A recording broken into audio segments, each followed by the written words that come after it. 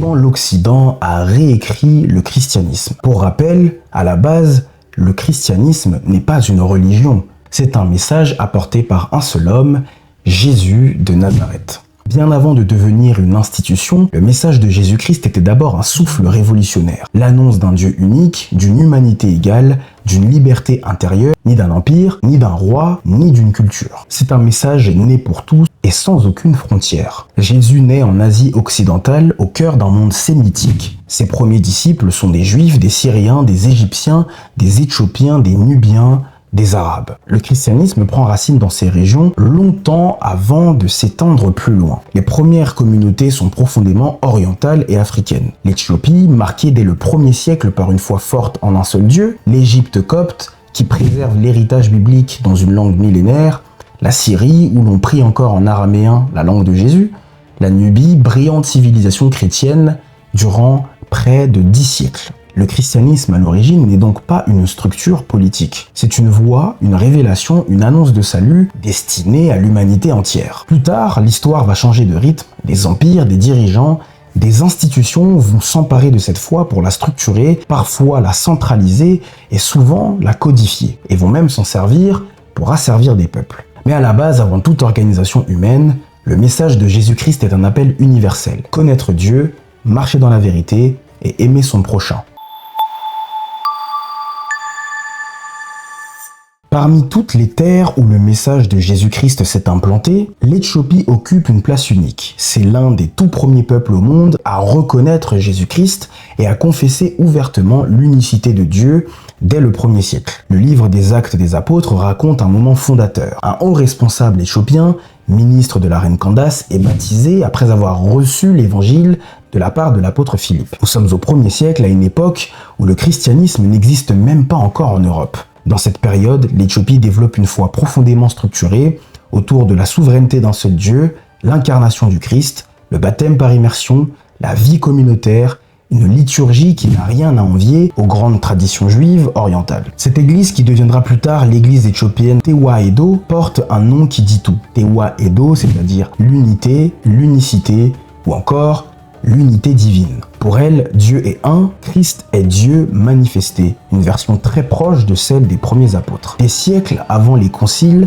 des siècles avant les débats théologiques européens, l'Éthiopie vit déjà dans un christianisme ancien, enraciné et loin de la division, bien avant l'apparition formelle de la doctrine trinitaire. Ce n'est donc pas une curiosité africaine, c'est un témoignage historique majeur. La foi chrétienne s'est épanouie et solidifiée en Afrique au même moment où elle naissait en Palestine. Une page que l'histoire a trop peu montrée, mais qui permet de comprendre une chose essentielle. Le christianisme n'est pas né divisé, il est né uni, simple et profondément centré sur un Dieu unique. L'un des tournants les plus marquants de l'histoire chrétienne ne vient pas d'un apôtre ou de Jésus-Christ lui-même, mais d'un empereur. Nicée n'est pas seulement un débat théologique, c'est le moment où une foi née dans les foyers, les villages et les déserts devient toute une affaire d'État. En 325, l'Empire romain est fragile, divisé politiquement, affaibli militairement et étendu sur 3 continents, il a besoin d'un ciment. Constantin, premier empereur à soutenir les chrétiens, comprend que cette foi en pleine expansion peut devenir un outil d'unité impériale. Il convoque alors le concile de Nicée.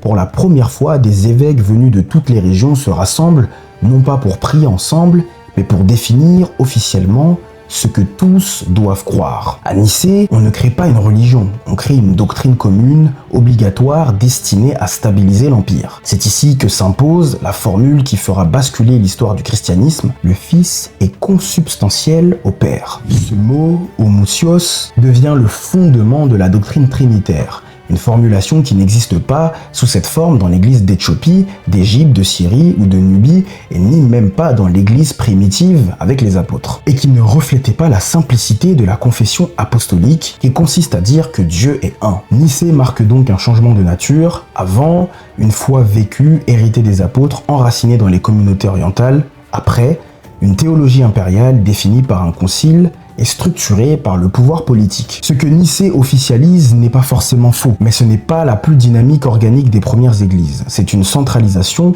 une codification, un tournant où l'Empire commence à influencer la théologie. Un moment où l'histoire et la foi s'entremêlent et ne se sépareront plus jamais.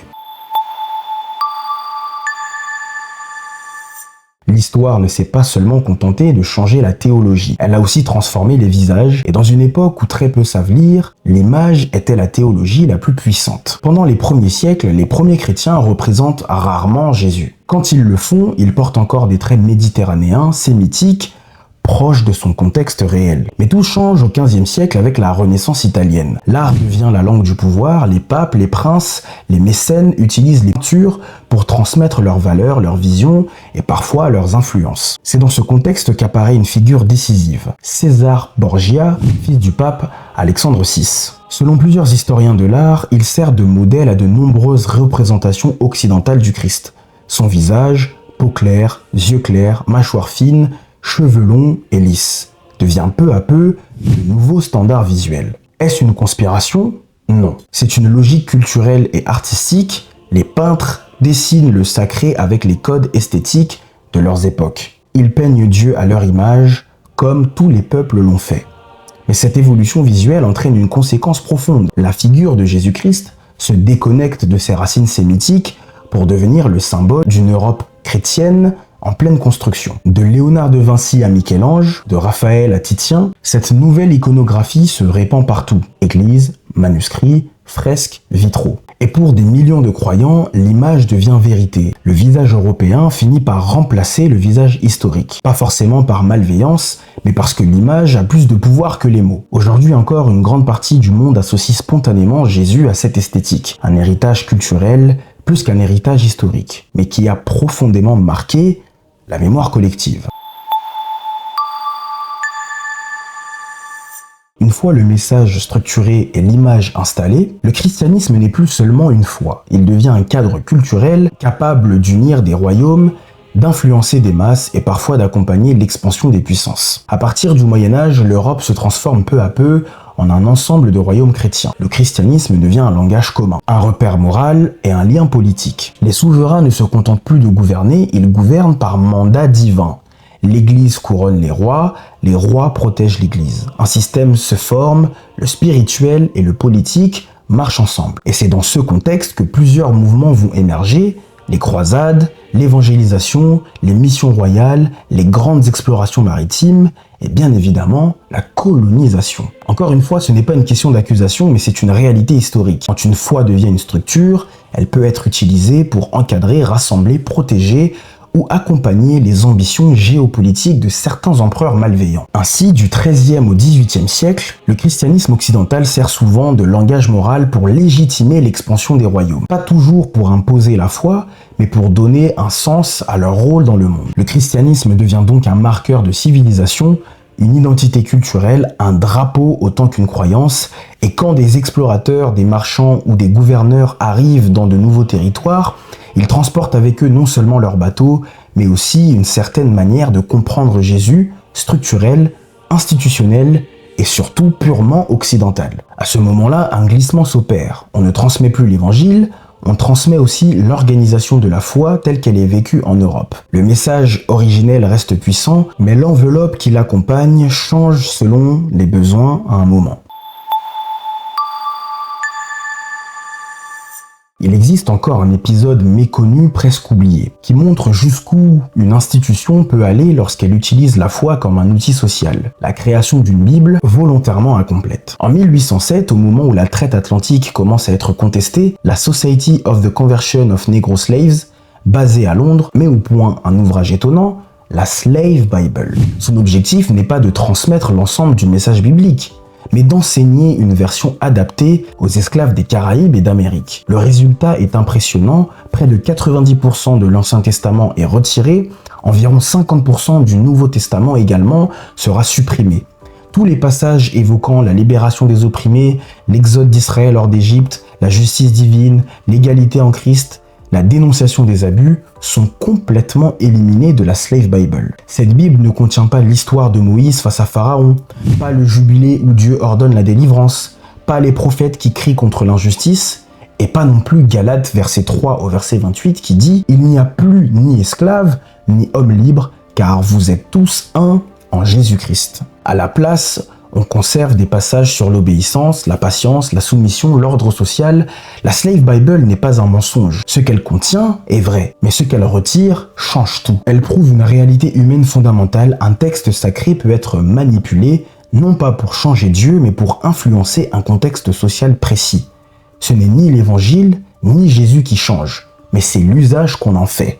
Et cet épisode rappelle une chose essentielle. Le message biblique doit toujours être lu dans sa totalité, sans coupure, sans sélection et sans aucun filtre historique. Car la vérité complète libère. Une vérité partielle façonne l'esprit.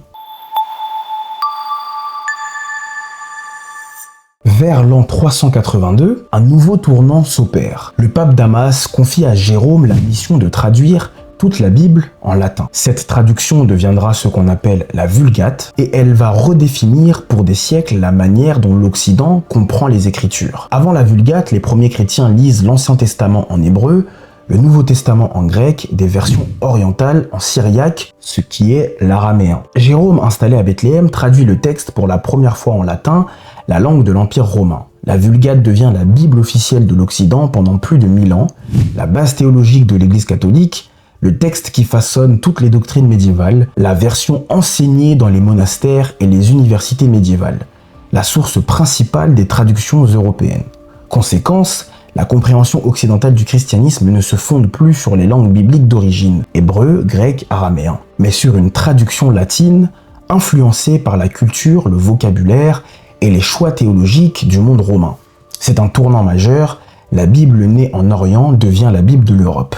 La Vulgate n'est pas fausse, mais elle marque la latinisation du christianisme et participe au déplacement de son centre culturel. Pour comprendre certaines dérives religieuses en Occident, il faut aussi regarder comment dans l'histoire moderne, des groupes extrémistes se sont appropriés des symboles chrétiens pour servir des idéologies qui n'avaient rien à voir avec l'Évangile. Parmi eux, le plus tristement célèbre, le Ku Klux Klan. Le Ku Klux Klan naît en 1885, juste après la guerre de sécession, dans un contexte où les États-Unis abolissent l'esclavage. D'abord, un groupe de vétérans confédérés, il devient rapidement une organisation clandestine pratiquant l'intimidation et la violence pour maintenir la suprématie blanche dans le Sud. Le clan se présente comme défenseur d'une nation chrétienne, mais sa doctrine est entièrement politique. Haine raciale, intimidation, refus de l'égalité et théorie de la supériorité anglo-saxonne. Pour se donner une image sacrée, le clan récupère les symboles, la croix brûlée, la robe blanche, les citations bibliques sorties de leur contexte et un langage pseudo-religieux. Aucun de ces symboles n'a d'origine dans l'évangile, ce sont des inventions du clan pour donner une apparence spirituelle à une idéologie raciale et violente. Dans les années 1920, l'organisation atteint plusieurs millions de membres et exerce une influence politique réelle dans certains États américains. Le Ku Klux Klan cible non seulement les Afro-Américains, mais aussi les Juifs, les catholiques et parfois même les protestants modérés.